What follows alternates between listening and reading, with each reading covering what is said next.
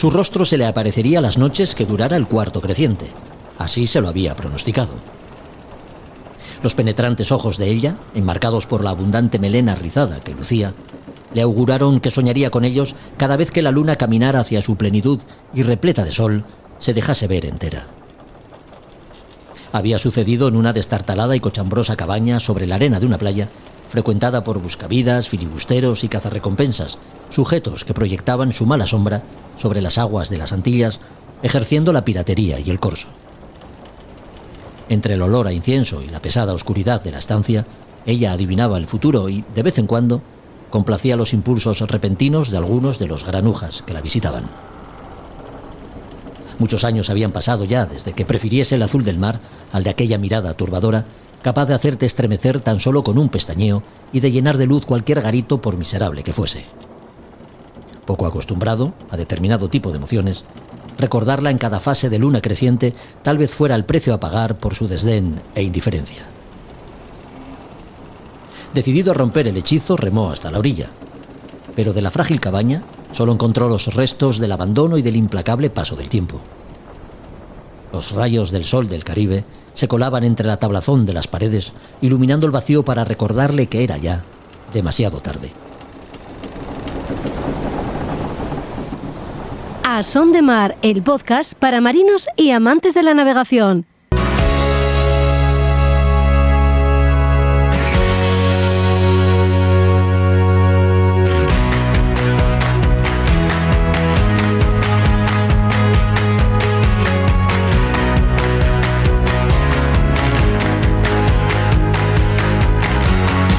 Hola a todos, ¿qué tal? Bienvenidos a otro podcast de A Son de Mar. En el capítulo de hoy hablamos de alguien que se ha pasado y pasa por este programa a menudo, porque hablamos con él, pero creo que nunca lo hemos hecho de él.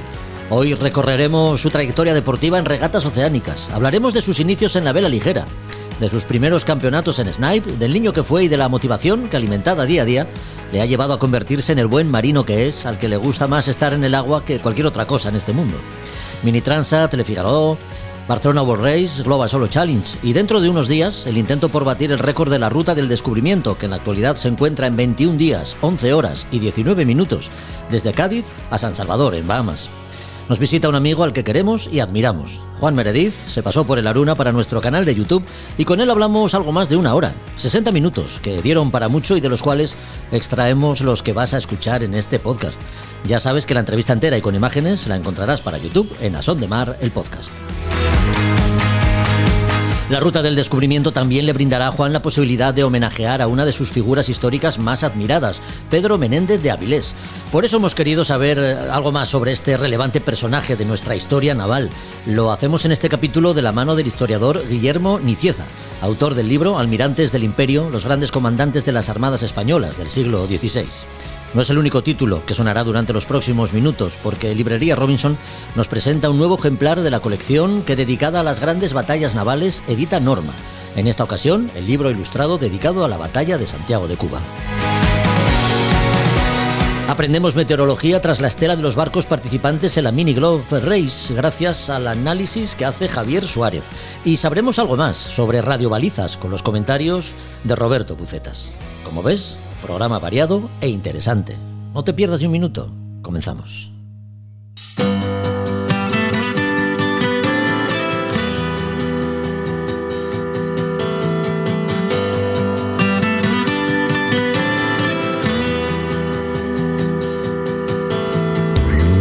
Fue en un Gijón decadente, sacudido por la reconversión industrial, cuando un muchacho que se asomaba a la ventana para mirar a la mar quería ver más allá de los espigones semiabandonados y las gradas de algún astillero al borde del cierre, y se preguntaba qué habría más allá de la línea del horizonte, y se imaginaba historias épicas de marinos valientes, cuyo arrojo y manejo en las artes de marear soñaba con dominar algún día. Tal vez nunca consiga hacerlo, porque, como suele decir con buen criterio marinero, la próxima milla siempre es la más difícil. Hoy está en A Son de Mar Juan Meredith para hablarnos de su pasado y su futuro inmediato, batir el récord de la Ruta del Descubrimiento y una próxima edición de la Global Solo Challenge le esperan. Pero ¿cómo fueron sus inicios? Porque si todavía hoy la vela es considerada una actividad elitista, en la segunda mitad del siglo pasado ni te cuento. Absolutamente. Para mí nunca ha sido así. Es decir, y además me parece tan injusto, tan absolutamente injusto, ¿no?, que se considere elitista. Ya. Lo consideran elitista alguno, ¿no? Yo lo que quería llegar a la mar, tuve la oportunidad, se creó un nuevo club en Gijón. Como te digo, siempre lo digo, y el que quiera leer entre líneas que lea, en este caso que escuche. Y mi madre era una especialista en hacer patatas con cosas. Podíamos comer patatas toda la semana, porque Gijón fue duro, en los años 80, muy, muy duro. El caso es que no había ninguna posibilidad de que Juan tuviera un barco, ni mucho menos, nunca la he tenido. Entonces tuvieron que suceder cosas. Una de ellas es que decidieron crear un club de pesca y alguien, una persona con nombre y apellidos, José Luis Camblor, insistió en conseguir y recuperar unos Optimis que estaban tirados en Santander y traerlos, quitarlos de en medio prácticamente y hacer una especie de pequeña escuela. Él tenía una geisha, un barquito chiquitín, y la seguridad no existía. Pues salía él con su geisha y Adolfo que con una lancha y mi padre se enteró. Y entonces fue aquel año, el año 83, pues fue la primera vez que pude por fin salir de la Punta Liquerique y navegar a vela. La primera clase la recuerdo perfectamente. Dijo, yo había leído todo, lo que caía en mis manos. Y recuerdo que me dijo, ¿de dónde viene el viento? Y yo quedé parado y dice, venga, rápido. Dije, de allí. Dice, muy bien, vale, ya sabes navegar, venga.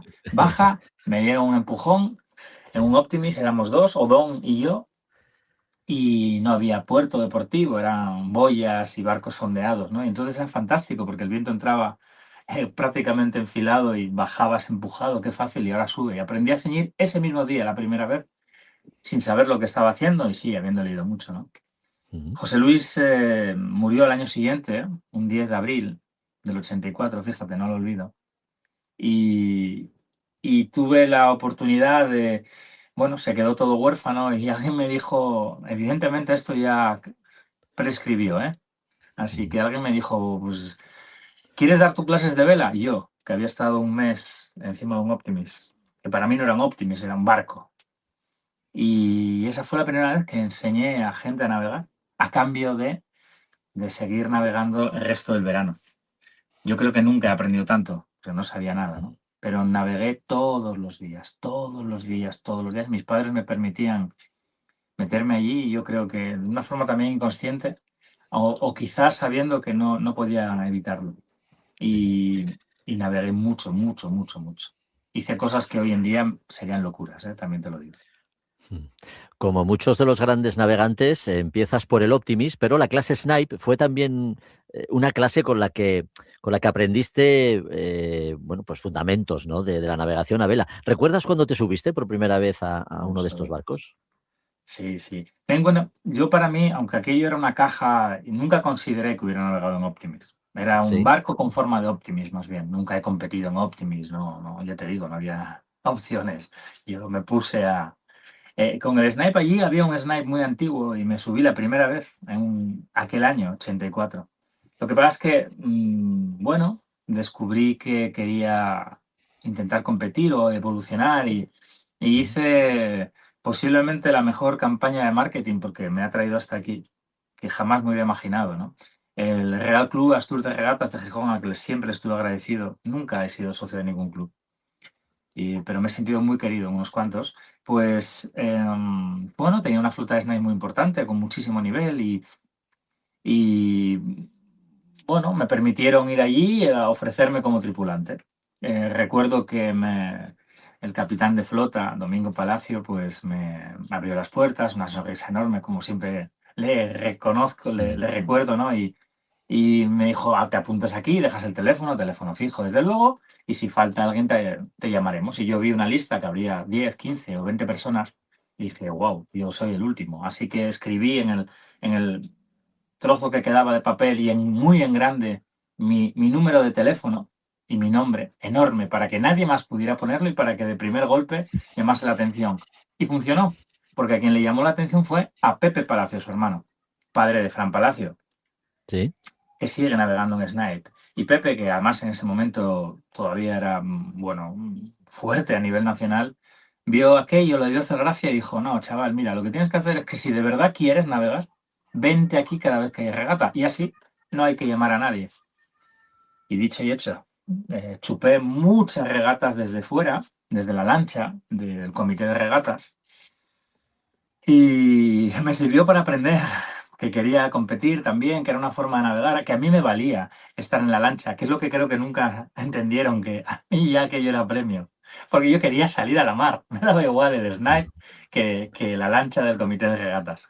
Hasta que un día tuve la oportunidad de navegar, a una persona, a Leopoldo Iglesia, pues le faltó tripulante que había vuelto a navegar y estuve 7 años con él navegando.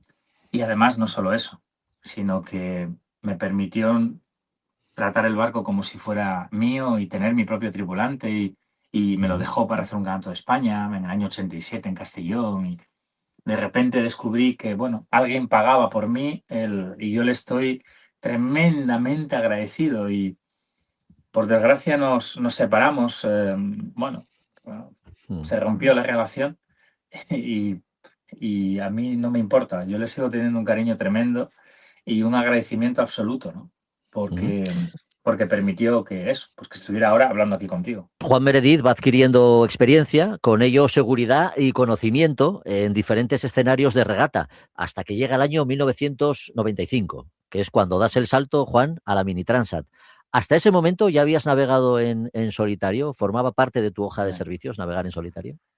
Sí, como esto está todo ya prescribió, tengo que reconocer que en aquel sótano del Club Marítimo Tour alguien iba dejando la revista Bateau. Y esa Sí, revista, que ya no, creo que ya no existe como tal, bueno, sí. pues yo las iba cogiendo y descubrí allí la Mini Transat.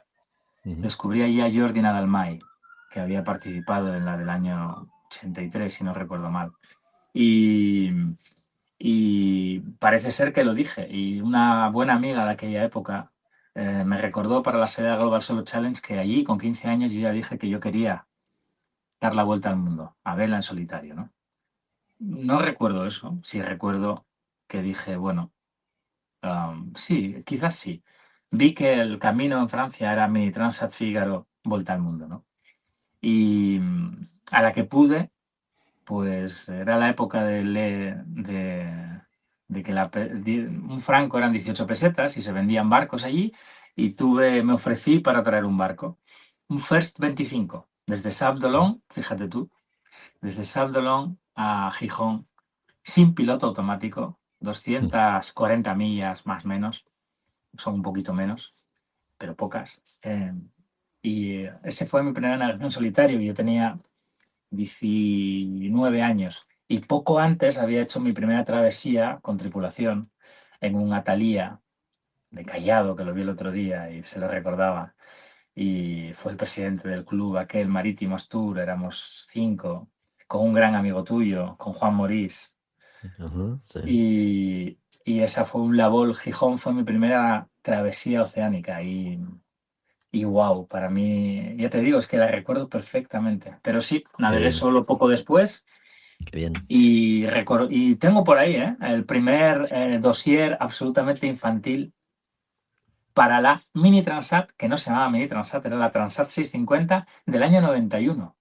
Luego tuve otro para la del 93 y finalmente conseguí estar en la del 95. Y ya en ese momento ya había hecho unas cuantas millas solo, a base de mover barcos que no cobraba y que, bueno, es que me subía todo lo que pudiera moverse por el Golfo de Vizcaya. Sí. Pero hice unos cuantos. Ya, sí, sí. No, y a partir de ahí, del año 95, pues es un no parar, ¿no? De retos importantes, porque 2 años más tarde, en el año 1997, se te plantea la posibilidad de presentarte a la Fígaro, en la que además desempeñaste un papel destacado. Cuéntanos cómo fue aquella experiencia, Juan. Aquello fue increíble porque cambió la... Fíjate, ahí tuvimos mala suerte en general, digo, porque, Ya, bueno, cambió el gobierno del Principado de Asturias y entró gente que era bastante técnica. Entra un consejero de Industria y de Turismo que se da cuenta que el mercado náutico de Gijón está en Francia y ve que la Fígaro ya había ido a Gijón varias veces, pero que sí. tenía que haber alguien de Gijón y sobre todo vender Asturias en la Fígaro, algo fundamental. Le hablan de mí y presento un proyecto y me equivoco porque voy a demasiado poco dinero y fue un gran error. y alquilamos como la vez anterior, lo más barato que había por allí, el número Ujú. 23, los Fígaro. El caso es que hago las 2 regatas que tengo que hacer. Recuerdo la primera es que no tenía dinero. O sea, hubo un problema con el barco y yo tenía que ir a pasar el Finisterre francés para una regata y el barco se retrasó. Entonces el tío que me lo alquilaba lo hizo muy bien y encargó un camión. Allí siempre ha sido todo mucho más sencillo. Y le tuve que pedir que tenía que ir en cabina porque no tenía dinero ni para el tren. Pero Ujú. bueno, hice aquella primera regata en Perros-Guirec, luego el Tour de Bretaña y me cualifiqué para la Fígaro. Y sí, allí me encontré con todas las estrellas, todas muy conocidas: Michel de Joyeux, Jean Le Cam, Alain Gauthier, ganadores de Vendée Globe, ganadores de Fígaros, Jérémy Belleau, que está ahora, Vincent Rioux, que ganó y tal. Florence Sarto, de la cual hablamos aquí Sí, hace unas fechas, ¿no? cierto, Y sí. allá que me voy, y la primera etapa, bueno, calma, poco viento y joder, me gano la primera etapa para mi categoría. La Fígaro siempre ha tenido una clasificación final y luego es una regata tan difícil que para los novatos siempre ha habido una clasificación diferente. Se suman los tiempos. El caso es que, por hacerlo corto, bueno, pues regaté lo que pude. El barco tenía un problema grave, nunca conté. Estaba rota la cuaderna central. Cuando subía el viento y cazaba backstay, bajaba el mástil y perdía tensión de Benkers. Mm. Eso me hizo sufrir muchísimo en la tercera y sobre todo en la cuarta etapa, que salí líder con 1 minuto, perdón, con 3 minutos de ventaja desde Irlanda, desde Kinsale. Fíjate, en la etapa anterior teníamos que dejar por estribor Fastnet y no la recuerdo de lo cansado que estaba. Ya. Ujú. La última etapa fue durísima y me ganó un grande, un tío increíble además, Damien Foxall. Tuve el honor de quedar segundo, tercera quedó Florence y siempre digo lo mismo, y Vincent Rioux y Jérémy Belleau. Fíjate, estuve con Michel de Joyeux en Coruña, bajando yo de Islandia el año pasado, hubo un temporal fuerte, estaban en una regata a dos con Class 40, la Transat Café Lor, y estaban ellos por allí, ¿no? Y saludé a Michel, con el que coincidí en la Barcelona World Race, pero con Vincent Rioux no coincidía desde entonces. Y se me quedó mirando, él Ujú. estaba en su barco y yo estaba viendo. Tiene un poco 40, como este, pero el Ajá. S4, mucho más moderno. Y se me queda mirando, ¿no? Y digo, ¿no te acuerdas de mí? Yo con mi inglés, ¿eh? ¿No te acuerdas de mí? Y dice, sí, sí, Juan. Fíjate tú, ¿eh? Lo que es la Qué bueno, rivalidad. Porque él estaba qué bien. peleando, él era duro, duro, ¿eh? Navegando con el Fígaro y, joder, me emocionó muchísimo, ¿no? Sí, Que el sí. tío se acordara de mí cuando él es una estrella absoluta y yo... Bueno, hasta ahora hemos hablado del pasado, hemos repasado la hoja de servicios de Juan Meredith. En unos días mm, partirá de Cádiz rumbo a San Salvador de Bahamas para batir el récord de la ruta del descubrimiento. ¿Por qué este desafío, Juan? ¿Y quién ostenta actualmente el récord? Cuéntanos un poco cómo lo tienes planteado. Empezando por quien tiene récord, vamos a intentar batir ese récord de Sergi Fratuolo, que lo tiene con un Sí. Class 40 como de la misma época que este. Somos barcos antiguos ya, cualquier barco actual reconozco que no tendríamos ni una sola opción. Pero, Ujú. ya que está ahí, está para batirlo. ¿Por qué? Bueno, yo quiero volver a estar en la Global Solo Challenge, esa vuelta al mundo en solitario y sin escalas, que partirá en el 27 de Vigo y volverá en el 28 a Vigo. Sé dónde estoy y la experiencia es un grado. Eh, He cambiado mucho desde ese intento que tuve en el 23-24 y creo que he sabido ver que las redes sociales tenían que ayudarme. Bueno, no llegaba a 800 seguidores en aquella época y estoy en más de 70.000 en todas las redes sociales, desde luego. Eso es fundamental. Con lo cual, esta es como me dijo un amigo, intenta jugar una partida más pequeña, no optes a hacer jaque mate de primeras. Empieza a comer alfiles, vete con peones, ¿no? Y para mí digo, Sí. bueno, pues vamos a intentar batir esto porque está ahí. Y me apetece mucho navegar, además, en el barco. He conseguido una tripulación, que son los que me ayudan a sufragar, evidentemente, todo esto, porque económicamente no es barato, pero también me permite preparar un poco el barco, de ir poco a poco preparándolo.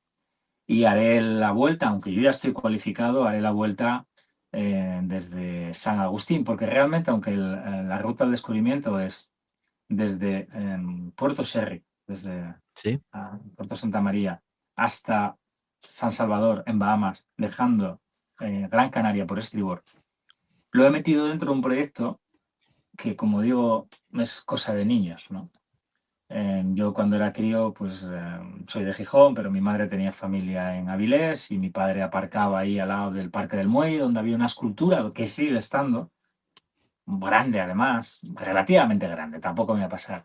Y resulta que es de un tipo, almirante, el adelantado de la Florida, Pedro Menéndez, de Avilés. Y Ujú. dije, oh, joder, cómo me hubiera gustado nadar con él. Conozco su historia, he leído mucho más ahora y es una historia de esas de película, como tenemos a Blas de Lezo, tenemos a Pedro Menéndez Avilés y a tantos otros, ¿no?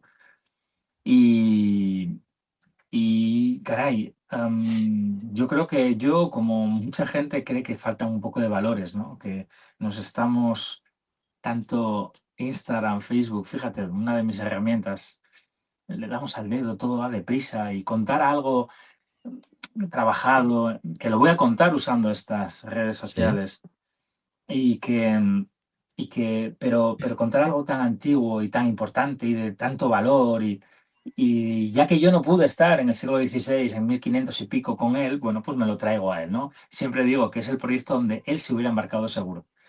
Así que intentaba salir desde Avilés y en conserva llegar a Cádiz, la meteorología no me lo permitió y ahora estoy en casa, en el Náutico de Valencia y saldré el día 5 hacia Cartagena, donde haré una escala a ver amigos, a un sitio que me gusta mucho y después continuar hasta Puerto Segre y a partir del 15, del 16, hoy estaba ya viendo la meteorología, elegir la mejor meteo posible para hacer eso, llegar a San Ujú. Agustín y pronto, porque no hay financiación, así que tampoco puedo permitirme el lujo de estar demasiado tiempo allí, salir y hacer un San Agustín Vigo, Ujú. para después ir hacia Avilés. Qué Pero bien. hacerlo a Vigo porque San Agustín tiene una relación muy importante con el Camino de Santiago.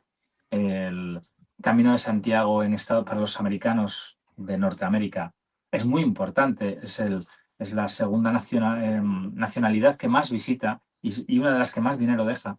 Y bueno, por lo que sea, San Agustín se puede sellar la Compostela allí. Así que, Ujú. ¿por qué no? Recordando además una travesía que iba hacia Vigo, que acabó en Vivero, de Pedro Menéndez en un barco ligero, porque llevaba noticias, bueno, pues haremos ese AE, ese Camino de Santiago, a Vigo, que será la salida de la Global Solo Challenge. Y así lo uno todo y Sí. hago así juego Ujú. de malabares, intentando Ujú. tocar puertas para que vean que podemos generar Ujú. repercusión. Y la repercusión es negocio. Así que desde aquí, por cierto, aprovecho a que si hay alguna empresa que quiera estar, pues bueno, nosotros, lo que digo siempre, seguimos. Recordemos, Ruta del Descubrimiento como antesala para dejarte ver de alguna forma de cara a la próxima edición de la Global Solo Challenge. Eh, ¿Por qué la Global, Juan? ¿Por qué te gusta Bueno, tanto esta regata? vuelvo al niño que se asomaba a la ventana y que veía la línea del horizonte. Y yo Mm. ya sé, que la Tierra es redonda, faltaría más. Es esférica, más o menos esférica. El otro día dije lo de redonda y alguien me dio un tirón de oreja. Sí. Eh, bueno, cuando nació la Global Solo Ujú. Challenge con Marco Nanini como mente pensante, de mano no me convenció mucho eso de que como que certificados de rating a una vuelta al mundo, ¿no? Luego lo entendí y lo intenté y no salió bien. Tuve la suerte de ser el primero, de fracasar y ser el primero en retirarme. Menos mal que fue pronto porque si hubiera sido más al sur, hubiera ponido en riesgo económicamente el barco. Es decir, yo me quedo en Sudáfrica y cómo lo traigo hasta aquí, ¿no? Ujú. Pero bueno, así fue. Claro, es la oportunidad. Yo he intentado 3 veces estar en la Vendée Globe y una, la Box Challenge. Es decir, no es nuevo para mí intentarlo. Y no lo conseguí. Incluso estuvo en Barcelona World Race y se rompió el barco. Sé que le pregunté a una inteligencia artificial el otro día desde un ordenador que no era el mío, bueno, que quién era yo y bueno, preguntaron por mí y sí, destacó la resiliencia y eso me preocupa. Yo preferiría que hubiera destacado mis éxitos y no las veces que lo intento. Así que tengo otra oportunidad. después de la Global Soul Challenge 23-24 yo quise dejarlo. No podía más. Mentalmente ya no me daba más. Había olvidado al niño que se asomaba a la ventana. Y estoy otra vez aquí porque aquel niño volvió a aparecer.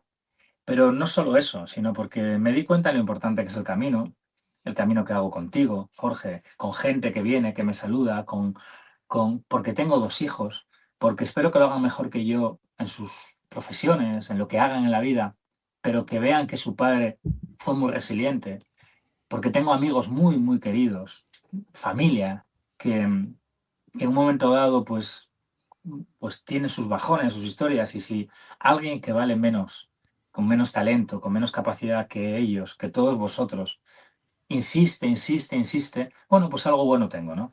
Y le doy mucho valor, le doy muchísimo valor al camino. Con lo cual, si no lo consigo, y lo conseguiré, nadie podrá decir que me rendí. Y yo ya tengo una edad. No solo eso, lo dije la otra vez y lo digo ahora, y no es el barco más moderno, ni va a ser el barco más rápido, pero si salgo, y saldré a ganar. Pues ahí está. Hasta aquí algunos de los minutos que duró la entrevista que mantuvimos con Juan para el canal de YouTube A Son de Mar, el podcast, él a bordo de su barco y servidor en el Aruna. Entrevista que podrás ver entera, con imágenes, la próxima semana. No te la pierdas. Seguimos.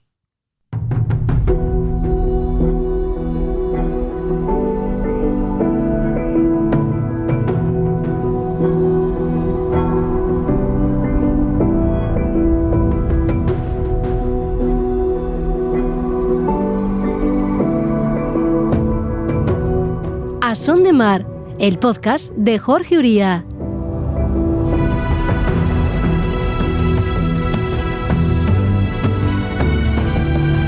Hemos sabido que Juan Meredith busca batir el récord de la ruta del descubrimiento y que utilizará este reto para homenajear a su paisano también asturiano, Pedro Menéndez de Avilés, llegando a San Agustín, la primera ciudad fundada en lo que hoy son los Estados Unidos de América. Pero, ¿quién fue Pedro Menéndez de Avilés? Buscamos la respuesta de manos de un especialista, autor de libros como Anclas y Bayonetas, Leones del Mar y, recientemente, Almirantes del Imperio, los grandes comandantes de las armadas españolas del siglo XVI.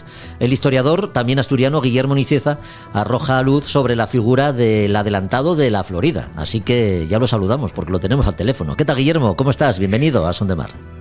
Hola, ¿qué tal, Jorge? Pues nada, encantadísimo de estar contigo y además hablando de una de las figuras, yo creo que más importantes de la historia asturiana, o al menos de la historia naval asturiana, que es, por supuesto, Pedro Menéndez de Avilés. Así es, así es. Situémonos entonces. Siglo XVI.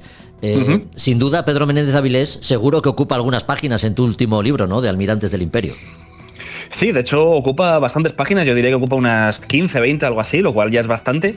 Y bueno, pues es uno de los marinos asturianos que aparecen en el libro. Es verdad que el siglo XVI parece que hay bastante, en fin, hegemonía, ¿no?, de los marinos vascos, pero curiosamente he conseguido sacar 3 asturianos de pro y uno, por supuesto, es Pedro Menéndez de Avilés, un marino muy importante y que, bueno, que yo diría que ayudó o fue colaborador principal del establecimiento, bueno, de una de las potencias actuales, ¿no?, que es Estados Unidos, precisamente, ¿no?, con la fundación precisamente de la Florida. Marino importante y figura relevante. Empezó como soldado, llegó a ser capitán general de la Armada de Indias y desde luego esto no fue tarea fácil. Hablamos del siglo XVI, ya tuvo que hacer méritos para ello, ¿eh? Sí, de hecho, bueno, curiosamente lo que es la carrera de Indias, ¿no?, o más que la carrera de Indias, el sistema, ¿no?, de convoyes de la carrera de Indias, pues es uno de los hombres que encargó precisamente Felipe II organizarla, ¿no? El otro era Álvaro de Bazán, tanto padre como hijo, y otro era pues Bernardino de Mendoza, ¿no? El tercero en discordia era Pedro Menéndez de Avilés, y entre los 3, digamos, que consiguieron organizar lo que es la carrera de Indias desde el punto de vista que es, pues eso, el sistema de transporte de convoyes logísticos, en fin, de rutas del tesoro y demás, más importante, y no solo más importante, sino que estuvo, pues bueno, presente en la historia pues durante más tiempo, ¿no? Hay que tener en cuenta que esto es de 1560 aproximadamente, 60, 62, 65, y prácticamente hasta finales del 18, pues bueno, se pudo mantener, y además con muy pocas pérdidas de buques, lo cual, pues bueno, como digo, es un éxito absolutamente tremendo en lo que es la navegación. Así que si afirmamos que Pedro Menéndez de Avilés es el padre del sistema de flotas que España diseñó para comerciar con América, estamos en lo cierto. Estamos en lo cierto, es uno de los tres padres. Precisamente, sí. Yo diría que entre Álvaro de Bazán, padre e hijo, y Pedro Menéndez de Avilés son los principales, digamos así, ideólogos, ¿no?, de este sistema. Y de hecho, bueno, ciertamente los Bazán desarrollan el galeón, pero es Pedro Menéndez de Avilés el que desarrolla el galeoncete, ¿no?, que es un galeón más pequeño y, bueno, pues tiene unas ciertas componentes de maniobrabilidad, de ataque, defensa y demás, que al final es el paradigma del transporte naval de todo lo que es el siglo XVI y XVII. Yeah. Pues es uno de los grandes, sin duda, Pedro Menéndez de Avilés. Junto con otros grandes como los Bazán. No tengo muy claro qué motivaba más a Pedro Menéndez de Avilés, Guillermo. La riqueza, descubrir nuevas tierras, defender los intereses del rey. Pues un poco de todo a la vez. Hay que tener en cuenta que Menéndez de Avilés era, pues bueno, como pasaba, ¿no?, en aquella época era bastante frecuente, era un segundón de una familia hidalga, ¿no?, de una familia hidalga precisamente asturiana. Sí. Y bueno, tuvo que buscarse la vida, pues lo que hacían los hidalgos cantábricos fundamentalmente, pues bueno, los del interior, los castellanos, normalmente se alistaban en los tercios, ¿no?, combatían en el ejército de tierra, en aquel momento los tercios de tierra y demás, y pues bueno, los cantábricos, todo lo que son gallegos, asturianos, cántabros, vascos y demás, pues se echaban al mar, ¿no? Pues así es que Pedro Menéndez de Avilés, sirviendo a Álvaro de Bazán padre, pues bueno, empieza a servir como capitán corsario a través de una nao que era de su propiedad y bueno, posteriormente ahí embarca, ¿no?, en lo que es la Armada del Mar de Poniente o Armada del Mar Cantábrico, pues embarca y prácticamente es, digámoslo así, un pequeño empresario corsario, hasta el punto de tener casi una escuadrilla corsaria de su propiedad, ¿no? Pues hay que tener en cuenta que, claro, simplemente con los Menéndez de Avilés, los Valdés, que estaban todos emparentados entre sí y demás, pues creo que juntó como más de una veintena de hermanos, primos, medios hermanos y demás. Y pues bueno, prácticamente la empresa corsaria era suya. Incluso uno de sus hijos, ¿no?, pues acabó siendo uno de los importantes descubridores precisamente de la Florida. Y dicen las malas lenguas que el descubrimiento no el descubrimiento, sino digámoslo así, la exploración de la Florida, ¿no?, y la fundación de San Agustín y demás, es porque su hijo se había perdido, ¿no?, había desaparecido y él había pedido licencia a Felipe II para ir a buscarle, ¿no?, que es precisamente la travesía que está haciendo, pues bueno, día arriba, día abajo, pues nuestro querido amigo Juan Meredith. Sí. Conoces bien el desafío que Juan se ha propuesto. De hecho, tu granito de arena has aportado para que, desde un punto de vista histórico, el reto tenga también su empaque y trascendencia, ¿no? Y esto sí, que nos... de hecho... Sí, dinos. No, perdón. Sí, no, de hecho, Juan quería acercarse a la travesía histórica, pues bueno, más fidedigna posiblemente, ¿no? Y bueno, pues yo le aporté a la medida de lo posible, pues bueno, no tanto cartografía, sino más o menos decirle el derrotero, la travesía, ¿no?, aproximada que hizo Menéndez de Avilés. Y de hecho, pues bueno, una de esas travesías, curiosamente, la hizo en tiempo récord, en cosa de un mes y algo, ¿no? Consiguió hacer el viaje de vuelta. Y bueno, y Juan pretende batirlo, que seguro que lo hará, tanto la ida como la vuelta. O sea que bueno, es muy interesante eso. Qué bueno. Oye, algo nos has comentado ya, pero ¿qué tiene que ver llegar a San Agustín, que es lo que pretende Juan, con el legado de Pedro Menéndez de Avilés? Bueno, el San Agustín de la Florida es una de las ciudades, no tanto actualmente, sino en aquel momento más importantes, ¿no?, de lo que de suelo americano, por decirlo de alguna manera, ¿no?, de lo que era Nueva España, que Nueva España, por supuesto, concebía toda esa zona, toda la zona de la Florida, y fue, si no recuerdo mal, es la que en territorio continental ha estado habitada durante más tiempo y de forma ininterrumpida, ¿no?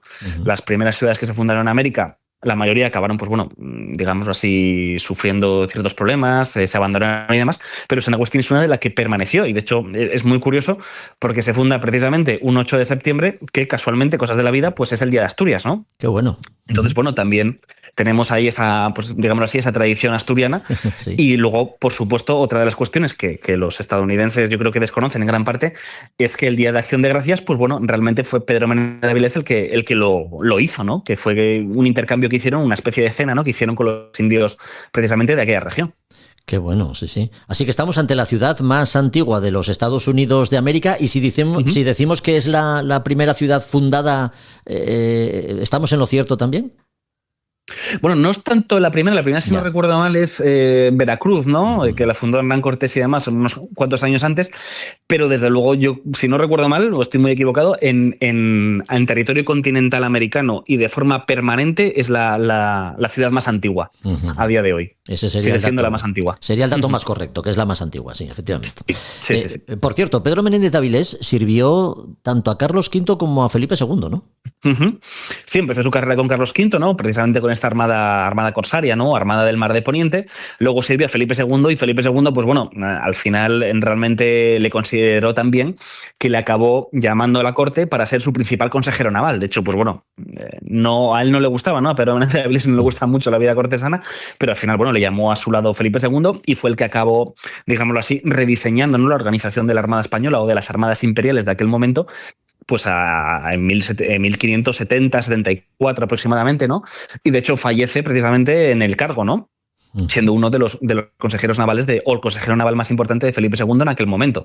Por supuesto, también había desempeñado otros cargos muy importantes, ¿no? Aparte de adelantado primer gobernador de la Florida, también gobernador de Cuba, capitán general de Cuba y demás, ¿no? Y de hecho, pues bueno, ahí está precisamente unos cuantos años antes, ¿no? La década de los 60, 70, que prácticamente redefine, ¿no?, lo que son las defensas costeras de lo que es La Habana, Santiago de Cuba, en fin. Y por supuesto la Florida, ¿no? Que la Florida yo diría que es, pues bueno, la máxima aportación que hizo en este caso Menéndez de Avilés, ¿no?, a lo que es, pues bueno, la historia de España, ¿no? Una de las grandes aportaciones.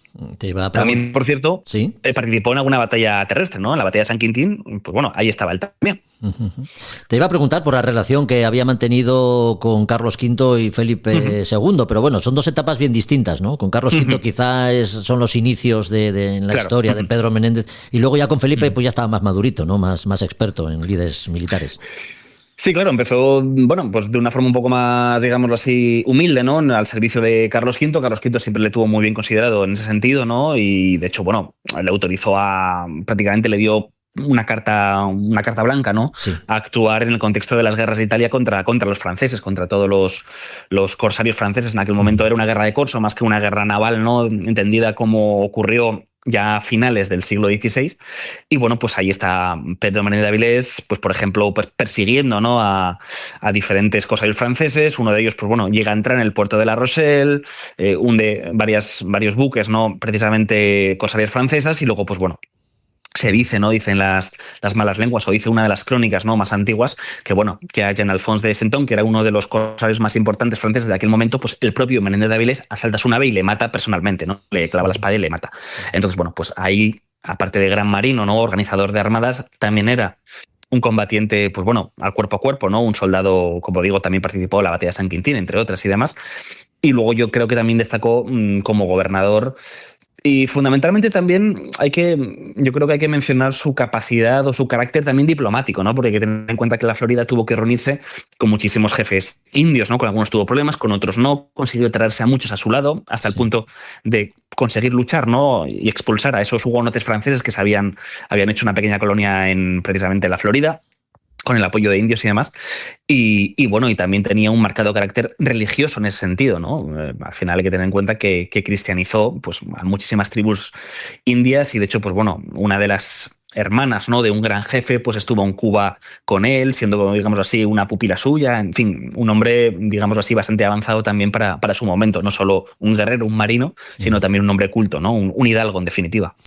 Pedro Menéndez de Avilés, Juan Meredith y, por qué no decirlo, Guillermo Nicieza también. 3 asturianos que han llegado a confluir para que este 2026 vuelva a recordarse la gesta del adelantado de la Florida, fundador de la ciudad más antigua de los Estados Unidos de América, que es San Agustín. Almirantes del Imperio, los grandes comandantes de las armadas españolas del siglo XVI. Recordad, este es el último título publicado por Guillermo Nicieza, a quien agradecemos que haya reservado unos minutos para atender nuestra llamada. Guillermo, un placer hablar contigo, como siempre. Nada, igualmente, un placer y encantadísimo, y le deseo muchísima suerte, muchísima fortuna a nuestro querido Juan, que seguro que llegará a buen puerto. Pues seguro que sí. Un abrazo fuerte. Un abrazo. A Son de Mar, la náutica en un podcast.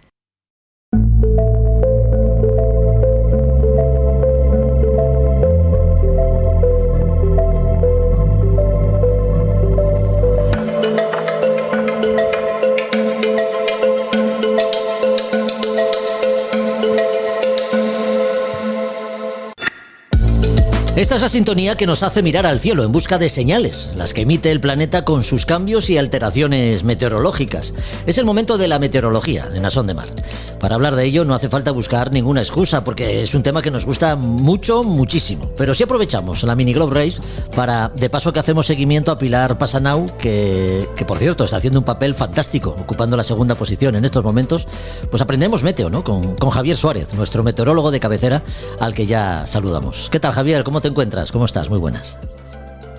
¿Qué tal, Jorge? Muy bien, estoy muy bien, gracias. Javier, la última vez que hablamos de meteorología, siguiendo esta regata de vuelta al mundo, localizábamos a los barcos cruzando el Atlántico Sur rumbo a la isla de Santa Elena, después de salir de Ciudad del Cabo. Buena Esperanza y la propia isla de Santa Elena fueron enclaves con ciertas peculiaridades. A esta hora los regatistas de la Mini Globe Race se encuentran frente a las costas de la Guyana, en el Atlántico Norte. Es decir, que atrás han dejado ya la zona de convergencia intertropical. Pero, ¿qué características especiales tiene esta zona? Cuéntanos. Bueno, ya habíamos comentado en un podcast anterior del tema de la circulación de la atmósfera, la circulación de los vientos generales en la atmósfera. Sí. Y habíamos hablado de las células de Hadley, las células de Ferrel y la célula polar. Bueno, pues la zona de convergencia intertropical es el inicio o el origen de la primera célula de viento que rodean la atmósfera, que sería la célula de Hadley. Como sabemos, la Tierra, al ser redonda, recibe del Sol distinta insolación, más insolación en la zona del trópico y menos insolación en las zonas más hacia los polos. Y eso provoca que el calentamiento de la atmósfera, el calentamiento del aire en la atmósfera sea distinto, sea que reciba más energía en zonas ecuatoriales y en zonas más septentrionales. Claro. Al recibir más energía del Sol en esas zonas, pues se produce un ascenso más intenso del aire cuando se calienta, asciende, se produce un ascenso más intenso en esas zonas ecuatoriales. ¿Qué ocurre? Que además de ser la Tierra redonda, está inclinada.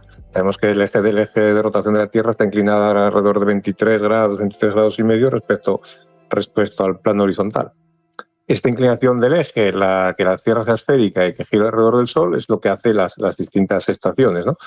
Pues eso, la zona de convergencia intertropical sería la zona donde van a converger la célula de Hadley, los vientos alisios del norte, con la célula de Hadley del sur, con los vientos alisios del sur, los vientos alisios del noroeste con los vientos alisios del suroeste.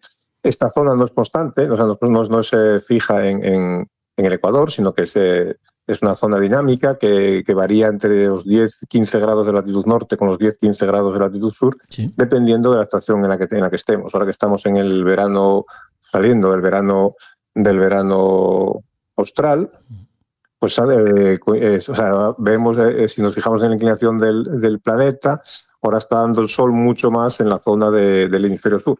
Eso hace que esa zona de convergencia intertropical se desplaza hacia el sur. Eso está a la altura de, pues si cogemos un mapa de meteorológico que vea una imagen de satélite que se vean las nubes de ese cordón intertropical, vemos que estamos pues a la altura casi de la salida de esta etapa de Arrecife. Ya. ¿Qué peculiaridades tiene esta zona de convergencia intertropical? Bueno, pues como su nombre indica, es una zona de convergencia, entonces convergen los vientos que vienen de los alisios tanto del norte como los alisios tanto del hemisferio sur. Esta convergencia, además son vientos de mucho fetch, que llamamos aquí en meteorología o meteorología nóptica. Fetch es la distancia que recorre en línea recta más o menos el viento, que tiene mucho fetch por encima del agua, por encima de los océanos, con lo cual están cargadísimos de humedad. Entonces, cuando les toca ascender, esa humedad que tiene el aire, cuando toca ascender, se transforma en nubes, y entonces son zonas pues, con una alta actividad convectiva, con mucha nubosidad, con cumulonimbos que pueden llegar en esas zonas a los 12.000 metros, con frecuentes lluvias, obviamente, y suelen ser el origen o los antecedentes los antecesores de la actividad de esta zona, los antecesores de los ciclones tropicales. Oye, ¿y qué pasa con las calmas ecuatoriales? ¿Son un fenómeno meteorológico que se da inexorablemente o la inestabilidad de esta zona también las afecta y no siempre están presentes?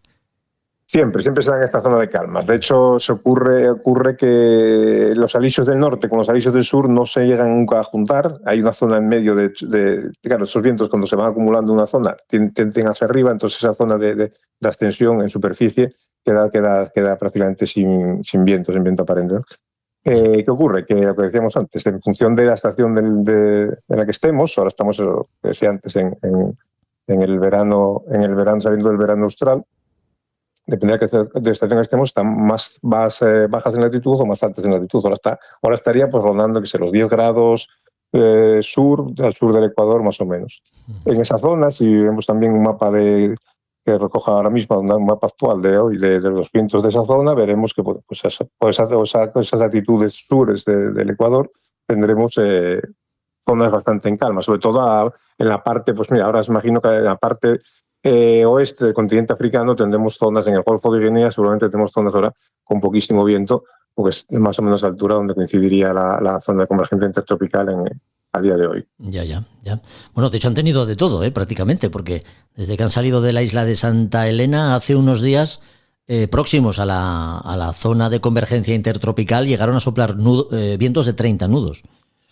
No sé sí, puede ser perfectamente. Claro, ahora mismo está la zona de convergencia intertropical muy al sur, entonces ellos desde que salen de Arrecife ya están en medio de los alisios. Estamos en una zona, en los alisios que estamos en el hemisferio norte, estamos ahora en zona de invierno. Los alisios ahora son muy intensos debido a los trenes de borrasca que hacen, los trenes de borrasca que estamos sufriendo en nuestras latitudes este invierno, de lo cual igual tenemos que hablar en otro podcast, sí. Porque lo que ocurrió este invierno es bastante llamativo. Uh-huh. Esos trenes de borrasca hacen que el anticiclón de las Azores, el anticiclón atlántico, esté muy desplazado hacia el sur, se comprima mucho las líneas de presión en esa zona, y entonces esa compresión de las líneas de presión indican vientos intensos, es lo que provoca eso, pues la intensidad de los vientos en las latitudes donde están navegando ahora los de la flota de la Mini Transat. Ya. El Mini Globe Trans, el Mini Globe. Todo tiene una explicación, Todo tiene una explicación, todo está conectado, todo viendo un mapa de meteorológico de todo el planeta, tiene todo bastante sentido. Sí, ya lo creo. Pilar Pasenau comentaba estos días la humedad extrema que ha tenido que soportar en este sector de confluencia del Atlántico Sur con el Atlántico Norte. Imagino que se debe pues a lo que antes nos has comentado, ¿no? El calor tan intenso que se vive en estas latitudes. Eso, las masas de aire en esas latitudes ya llevan un recorrido por el Atlántico de muchas millas. El viento el aire que recorre la superficie marina se va cargando de humedad. Yeah. Eso unido a las altas temperaturas que están teniendo, bueno, imagino que estarán sobre los 20 y pico grados, entre 25 y 30 grados estarán teniendo temperaturas, pues hace que la sensación térmica sea pues muy mala, ¿no? Un alto grado de humedad, alta temperatura, la sensación térmica es de sufrimiento para alguien que esté navegando, seguramente. Desde luego. Desde que han salido de Recife, en Brasil, llama la atención el hecho de que estén navegando muy cerca de costa, ¿no? ¿A qué puede deberse esto, Javier? ¿A aprovechar que los vientos de nordeste que tienen pueden ganar en intensidad? ¿A las corrientes quizá que haya en la zona? Yo imagino, sin estar en la cabeza de ellos, sí. Imagino que desde que salieron, porque se alejaron bastante, desde que salieron bastante del rumbo directo hacia su destino, sobre todo los a la cabeza de la flota, imagino que se estarían evitando los grandes zonas de viento muy elevado, ¿no? O sea, vientos constantes, igual un poco más metido, alejado de la costa, se dan vientos de casi 30 nudos, con rachas pues pasando los 30, entonces imagino que intentando evitar esos vientos tan grandes, se vayan acercando a la costa, de todo el viento que sopla, porque ahora mismo está soplando la dirección del viento y va estable así por el tema del anticiclón del Atlántico, está soplando directamente sobre la costa de las Guyanas y el norte de Brasil. Y el viento cuando se acerca, ese viento que sopla perpendicularmente a la costa, al acercarse más a la costa, se tiende a hacerse más, suavizarse, ¿no? por el tema de que se agolpa y tiende que frenarse un poco. Entonces imagino que buscaría la costa, pues eso, por evitar vientos demasiado fuertes, igual más alejados de la costa. Yeah. Por lo que estuve mirando, de 2 días para acá, a principios de marzo para acá, parte de la flota se separó. Aquí lo que caracteriza esta regata, por lo que estuve siguiéndola, sí. Es que la flota va siempre muy junta, ¿no? Y que la gente que se intenta hacer alguna táctica distinta siempre suele penalizar. Y en este caso sí que me advertí que a principios de marzo la flota se separa, unos se van más pegados a la costa y otros se van más a rumbo directo hacia su destino. Uh-huh. Yo imagino que los que se separaron, que no eran la cabeza de la flota, estaban buscando un plan alternativo. Y a ver, pero así a simple vista parece que sí le está dando réditos, están navegando velocidades similares a la cabeza. Uno recortó bastante distancia con la cabeza, y lo que la ventaja principal que creo que tienen los que van por más a rumbo directo, más separados de la costa, yo pienso que es las opciones que se le abren al acercarse a su destino. Tienen más opciones que los que van pegados a la costa, que luego tienen que subir hacia su destino, pegado ya a las islas, ahí tienen ya poca decisión táctica que hacer más que llegar a intentar correr lo más que pueda. Sí. Mientras que van un poco alejados se les abre un abanico de posibilidades para variar su táctica. Creo yo que esa sería la diferencia de los que se separaron de la flota principal con los que van por dentro. En cualquier caso, Pilar Passanau está haciendo un papel extraordinario. Esperamos poder felicitarla desde este podcast porque es verdad que ya ha intervenido en alguno de los capítulos y esperamos poner el broche de oro a esta Mini Globe Race con ella cuando llegue a Antigua. No sé si en el próximo capítulo que hablemos de meteorología habrán llegado ya los barcos a Antigua y ya la Mini Globe Race habrá terminado.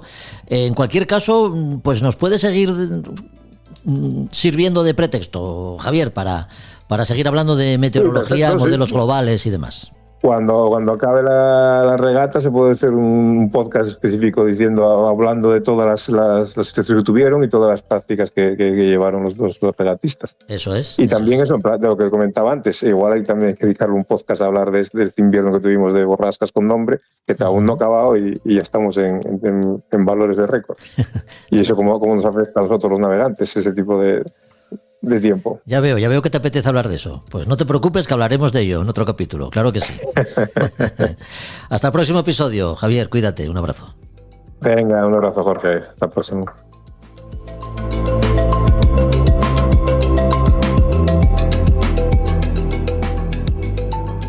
A Son de Mar, el podcast para marinos y amantes de la navegación.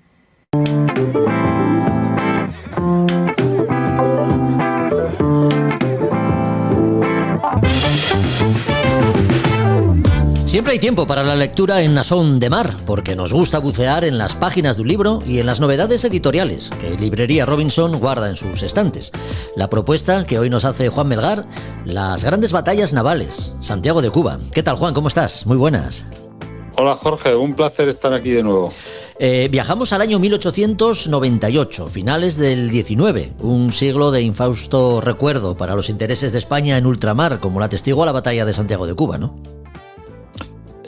Pues sí, exacto. Pues mira, ahora que estamos, la geopolítica, como dices, sí, se ha puesto de moda, con un poco esas ambiciones territoriales de Estados Unidos, como vemos con lo del caso de Groenlandia, etcétera, pues hace algo más de un siglo y pico nos tocó a nosotros, ¿no?, sufrir en nuestras propias carnes con mucho peor resultado esas apetencias de territorio y de poder y de influencia de ese país tan pujante, sobre todo en aquel momento que era Estados Unidos, un imperio pues que estaba pues un poco de capa caída, ¿para qué lo vamos a negar? Sí.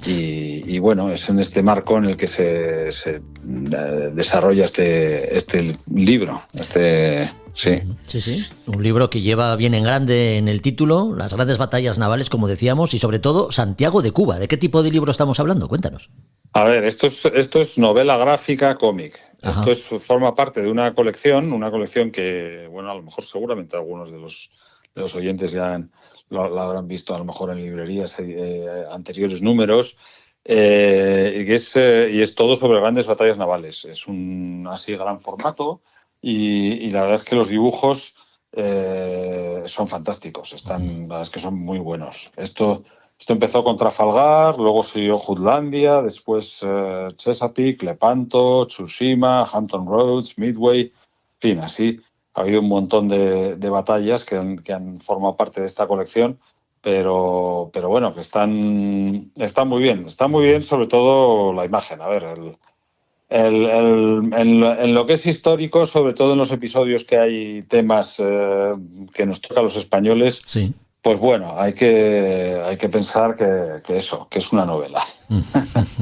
No nos podemos poner demasiado así rigurosos, ¿no? Rigurosos porque bueno, en fin, vale. Algunas cosas pues no estaríamos de acuerdo, diríamos, pero tampoco da de sí un cómic como para entrar en muchos detalles, disquisiciones, pues esto era así exactamente, o sea, hay que tomarlo como lo que es, no un libro de historia, sino sino una cosa pues para recrearse la vista en un contexto histórico y poner un poco, ¿no?, a lo que consiguen los cómics, que consiguen ese ambiente a veces de las conversaciones, las situaciones y cosas que son muy difíciles de conseguir de otra manera. No, pues no hay fotografías, ni hay película, ni hay nada de todo esto. Entonces es una manera de aproximarse a la historia también. Sí, estamos hablando de libros donde, bueno, el rigor histórico, digamos que se supedita a la minuciosidad que tienen los dibujos, ¿no? Porque ¿quiénes hacen los dibujos de esta colección? ¿Son autores de la propia editorial? ¿Cada uno tiene su propio ilustrador? El autor es, los guiones y dibujos son de Jean-Yves Delisle, se llama, que es pintor oficial de la Marina francesa, ¿eh? Todo esto es todo francés.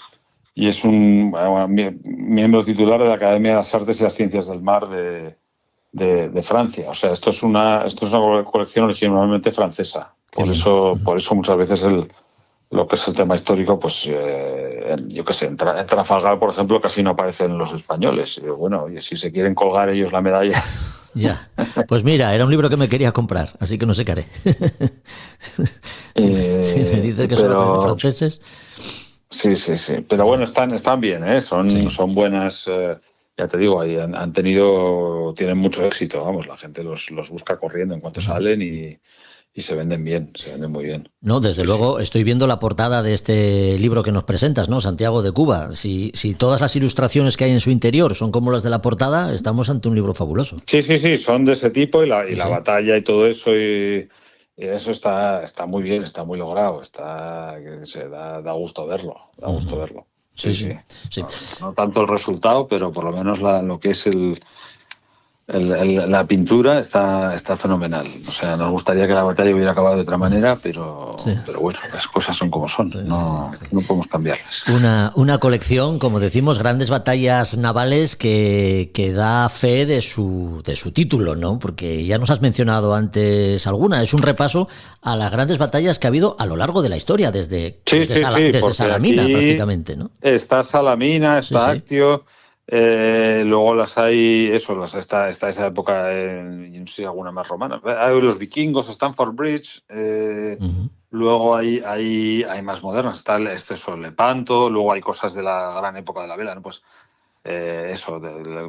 terminando como con Trafalgar, pero está pues Chesapeake, Texel. A veces son algunas batallas que las gravelinas, pero que nos vienen más importantes para los franceses, no somos tan familiarizados con ellas. Y luego hay cosas más modernas, pues Tsushima, pues entre ahí los japoneses y los rusos, luego la Primera Guerra Mundial con Jutlandia, y luego la Segunda Guerra Mundial también. Hay el Bismarck, que está fantástico, por ejemplo, también retratado. Midway, Leyte, la mayor batalla naval de la historia.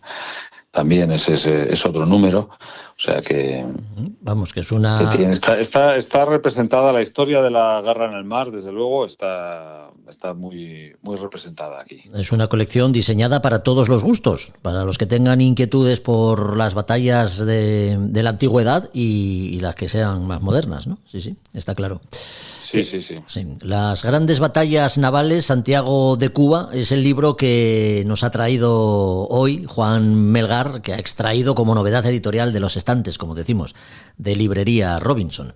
¿Qué hacemos, Juan, si nos queremos hacer con este título o con cualquiera de los que tengáis vosotros en la librería? ¿Cómo nos ponemos en contacto con vosotros? Pues lo mejor es venir a vernos. Sí.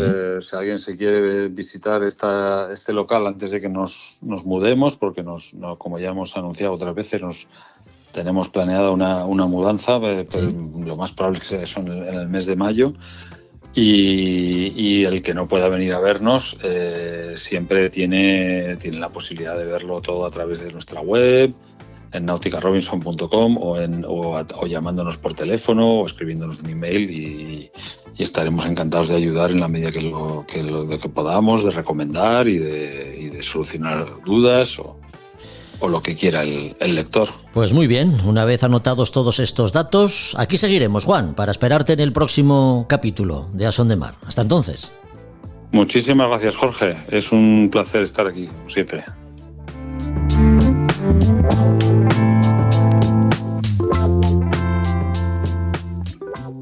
A Son de Mar, el podcast de Jorge Uría.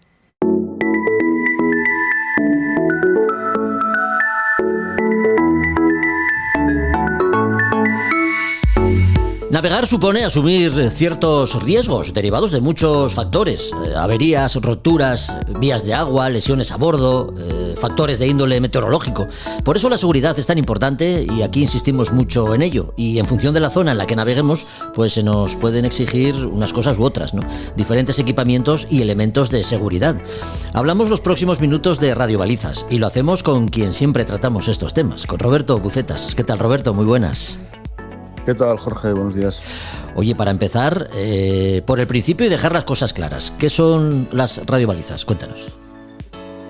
Bueno, son radiobalizas de localización de siniestros. La función de una radiobaliza es, en el caso que haya una emergencia a bordo, pues que el barco pueda activar ese dispositivo y que ese señal llegue a un centro en tierra para poder prestar la cobertura de salvamento a ese barco o a esa base de salvavidas o bueno, a quien tenga activada esa radiobaliza, ¿no? Uh-huh.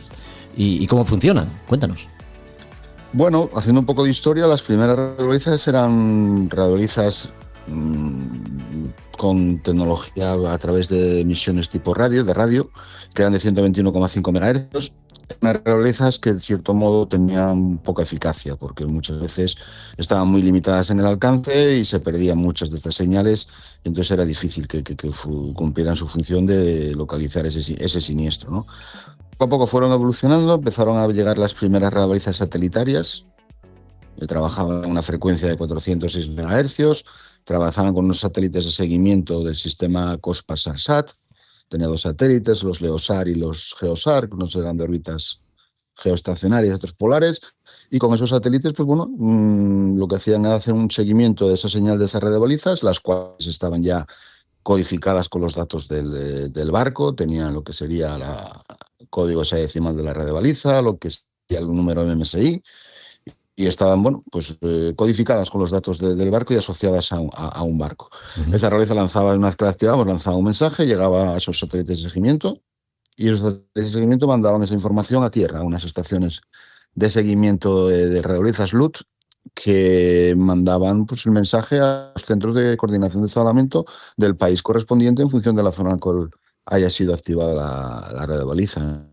Eran ya radiobalizas de cobertura mundial, eran radiobalizas que tenían una eficacia muy, muy importante, ¿no? Con lo cual ahí ya ganamos un paso grande en cuanto a lo que son las prestaciones de las radiobalizas. Uh-huh. Posteriormente siguieron evolucionando estas radiobalizas porque fueron incorporándose pues bueno, todos los avances tecnológicos en cuanto a todo el tema de electrónica, posicionamiento a estas radiobalizas, ¿no? Y se incorporaron las radiobalizas ya GPS, a estas radiobalizas se les coloca una antena de GPS o de los sistemas de posicionamiento vía satélite que existen en estos momentos, con lo cual en el mensaje que se manda, pues, cuando se activa la radiobaliza, pues bueno, vaya, aparte de todos los datos del barco, va también la posición del barco, con lo cual, bueno, las prestaciones en cuanto a rapidez de obtener la situación son mucho más precisas que las anteriores y más rápidas que las anteriores. Entonces, bueno, en la actualidad casi todas las radiobalizas son de 406 MHz con tecnología GPS, con GPS. Pero bueno, siguen evolucionando las radiobalizas y en la actualidad, ya lo hemos comentado creo más de una vez, que todo el tema de seguridad y localización en el tema de emergencias en la mar va por el AIS, por los sistemas automáticos de identificación de buques. Y las radiobalizas actualmente empiezan ya a incorporar EPIR, que es el acrónimo del anglosajón de la radiobaliza de localización de siniestros, con GPS y AIS. Uh-huh. Entonces, bueno, la ventaja que tienen, una ventaja sustancial, una ventaja muy, muy importante. Una radiobaliza solo se entera cuando se activa una radiobaliza en un barco los centros de salvamento marítimo. Bueno, de cierto modo son los que luego posteriormente van a prestar asistencia a ese barco, a ese buque. Bueno, pero si estamos activando una radiobaliza y próximo a ese barco tenemos algún barco que nos puede prestar ayuda, en cierto modo ese barco no se va a enterar si hay una radiobaliza activa, que es uno de los inconvenientes que tienen las radiobalizas, que solo va a llegar a lo que serán los centros de seguimiento de salvamento, y va a llegar a salvamento marítimo. Previamente, lógicamente, ese barco, si ha activado una radiobaliza, se supone que ha lanzado un mensaje por DSC por VHF o por los sistemas de comunicaciones que tengan a bordo, que los sistemas de comunicaciones siguen que tener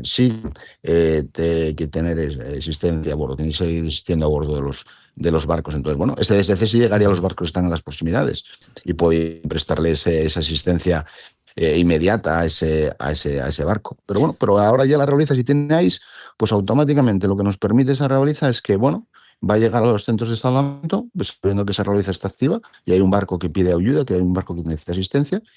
También los barcos que están en las proximidades van a ver en la pantalla del ICE una alerta de ICE de un barco, de una realiza activa, con lo cual saben que hay un barco en las proximidades que tiene problemas y le pueden prestar esa asistencia rápidamente, incluso más rápido que los propios medios de salvamento. Estamos hablando de navegación de altura, en barcos que estén haciendo esa navegación de altura. Sí. Y bueno, y esa es un poco la evolución de casi todo, va por el tema de incorporar ICE, tanto la radiobaliza, también se está empezando a incorporar ICE a los transponder, a los SAR, se está incorporando ICE. Y las últimas radiobalizas, cuanto de localización de siniestros de satelitarias, ahora empiezan a incorporar una función que ya empiezan a estar conectadas esas radiobalizas a los satélites, pero no a lo que es sistemas GPS, sino al sistema Galileo, al sistema GLONASS, esos satélites MEOSAR, que son satélites de media altura, y les permite tener otras funcionalidades, como puede ser el Retarlink Service, que es un servicio que lo que hace es que cuando se activa la radiobaliza, esa radiobaliza llega a esos satélites de seguimiento, la posición y el dato de los datos de la radiobaliza. En la propia radiobaliza se activa una acuse de recibo, es decir, el barco ya sabe que su mensaje ha llegado a un centro de salvamento y que se le va a prestar cobertura. Y eso, bueno, pues es muy, desde el punto de vista del estado de ánimo de la tripulación que está pidiendo ayuda, pues bueno, es muy, muy, muy, muy importante, ¿no? Sí. Eso quizás es la última función, pero bueno, no todas las radiobalizas tienen estas funcionalidades, ¿no? Pero bueno, las modernas que vas comprando ahora, pues bueno, se trata de que vas buscando la radiobaliza con más funciones y que, bueno, en cierto modo tampoco sean mucho más caras que una radiobaliza de las originales. Ya. Radiobalizas, y en relación a esto que estamos hablando, el envío de señales de socorro, también los transpondedores que has mencionado, ¿son estos últimos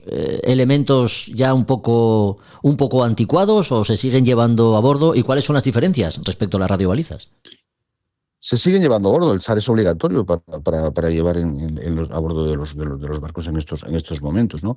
El transpondedor no es un sustituto de la radiobaliza. El transpondedor no deja de ser un complemento de la radiobaliza. La radiobaliza activa lanza su mensaje diciendo el barco que tiene problemas y la posición en la que se encuentra el barco. Y el salvamento marítimo va a movilizar los medios de salvamento que tenga a su disposición. Pero en la escena del suceso, es decir, cuando ya los barcos de salvamento, medios aéreos de rescate se aproximan al lugar donde se encuentra ese barco para intentar localizar ya in situ ese problema, ese barco que tiene el problema, pues ahí ya, bueno, la precisión que nos dieron en las coordenadas es una precisión bastante buena, pero mejor ya tener otros medios que nos permitan localizar in situ ya ese barco. Y eso lo conseguimos con el transponder, con el SAR. El SAR lo que hace es, una vez que lo tenemos activo, pones que si has activado una radiobaliza, tienes que activar el SAR, pues va a salir una señal en la pantalla del radar. Una vez que se activa el impulso del radar, llega a ese SAR.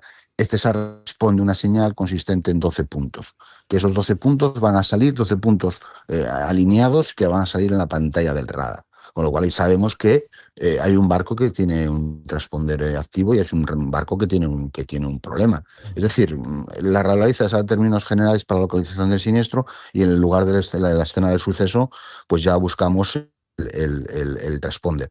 Pues ahora el transponder, en cierto modo, pues bueno, viene a estar un poco, se sustituye un poco por el ICE, porque si el ICE también está en esa radiobaliza, pues también vas a tener la señal de ICE, ¿no? Claro. Y la señal de ICE también emite las ventajas que tienen las EPIR, las radiobalizas con ICE, es que también emiten un mensaje por SC de socorro, con lo cual todos los barcos también van a tener ya ese mensaje de socorro. Es decir, todas esas funcionalidades dentro del mismo equipo, que también puede tener el SAR, ya. ICE. Es lo que, por donde va el futuro en el tema de las...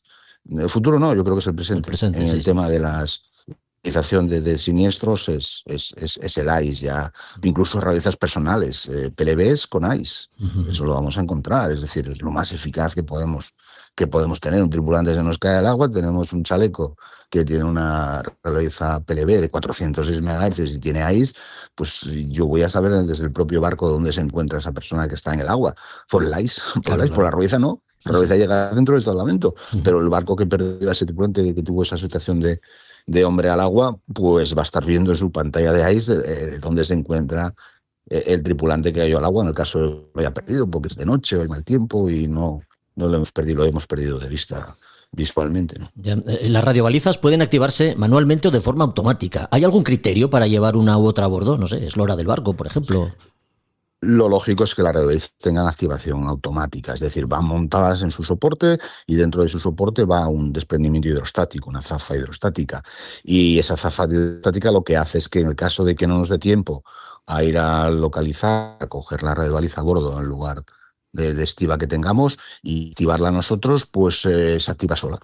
El barco se hunde, no nos da tiempo a recoger nada porque es una emergencia súbita.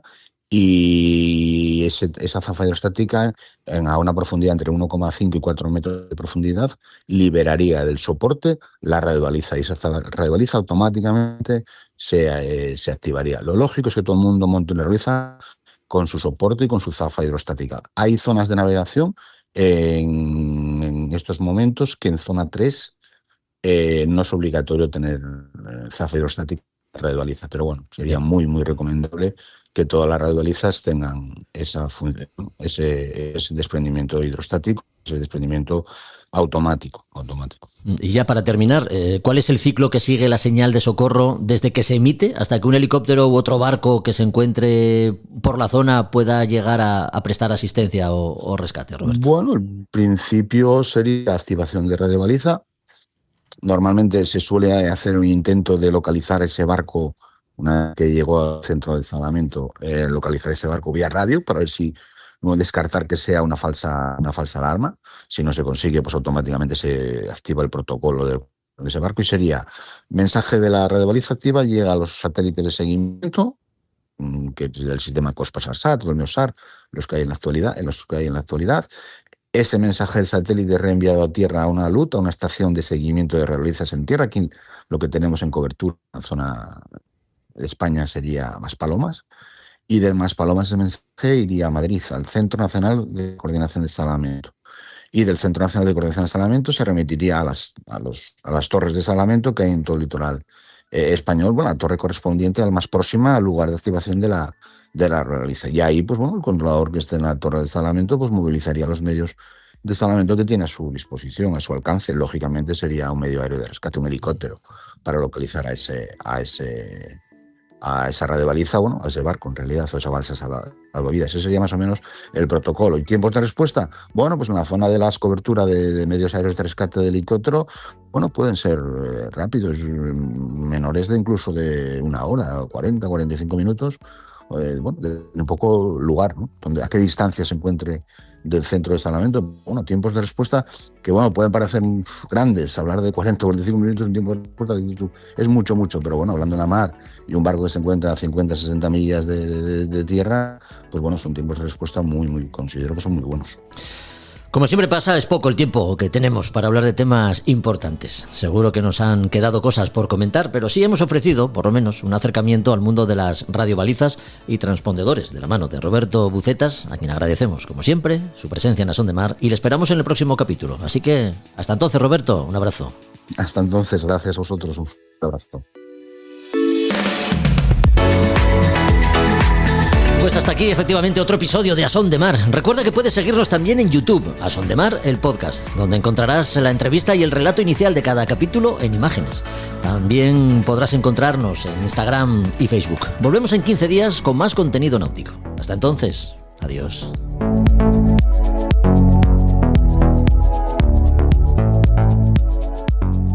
A Son de Mar, la náutica en un podcast.